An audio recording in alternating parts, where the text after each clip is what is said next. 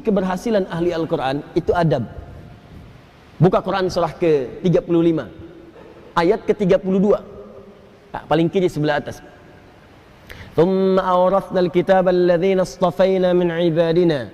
Kemudian kami wariskan Al-Quran itu kepada hamba-hamba yang kami pilih. Awas, ada yang rajin baca one day one juz, one day one ayah, kan? One day one surah, dan seterusnya. Ada yang rajin menelaah, buka tafsir ini tafsir itu. Ada yang rajin menghafalkan, ya Masya Allah. Tapi maaf, apakah semua orang itu dianggap benar oleh Allah ketika berinteraksi dengan Al-Quran? Tidak. Ada 3 golongan. Faminhum zalimun li nafsi. Ada orang yang senang dengan Al-Quran tapi zalim orangnya. Rajin baca dia, rajin tapi zalim, tidak mampu menempatkan ayat Quran sesuai dengan tempatnya. Apa? Zalim itu menempatkan sesuatu bukan pada tempatnya. Ini penghapus buat menghapus tulisan di papan tulis. Asalnya begitu. Tapi digunakan untuk melempar orang misalnya. Nah, itu zalim namanya. Gelas tuh fungsinya menampung air untuk minum.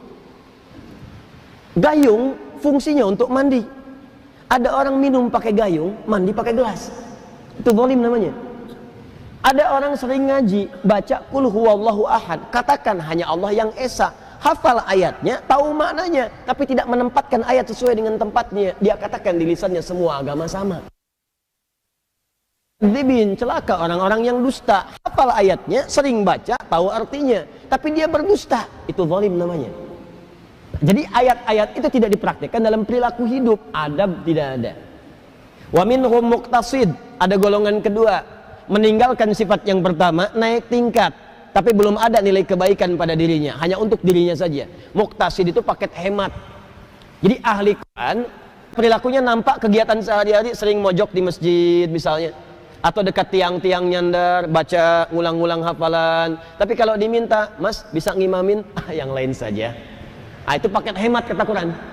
Hemat untuk dirinya, belum bisa diberikan pada yang lain. Yang ketiga, wa minhum sabiqum bil khairati biidznillah. Adab. Ada ahli Quran, kesuksesan interaksinya dengan Al-Quran dibuktikan dengan menampakkan perilaku baik dalam kehidupan. Sabiqum bil khairat, kalau bisa nomor 1 dia mengerjakan kebaikan. Jadi ciri orang yang berhasil dengan Qurannya, kata Allah, adalah adab.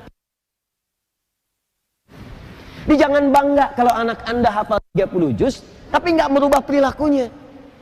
Yang yaitu hafalan banyak tapi perilaku semakin durjana. Yang salah tuh dalam hafalannya. Ada yang keliru. Ciri orang tuh kalau sudah dekat dengan Quran, karena Quran itu baik, maka akan ada perubahan dalam dirinya. Minimal tuh sifatnya dulu lebih tenang, lebih terukur, lebih baik. Lama-lama jadi sikap, sopan, adabnya muncul. Kalau ada kebaikan pengen segera dikerjakan. Kalau lihat sampah di masjid pengen segera ngambil. Kalau lihat ini belum nyala pengen segera nyalakan. Kalau lihat saf kosong pengen ngejar safnya. Itu dorongan kebaikannya cepat sekali. Semakin tinggi kecepatan berbuat baiknya, ini menandakan semakin besar pengakuannya di hadapan Allah Subhanahu wa taala dalam perubahan kebaikannya. Jelas sampai sini? Baik.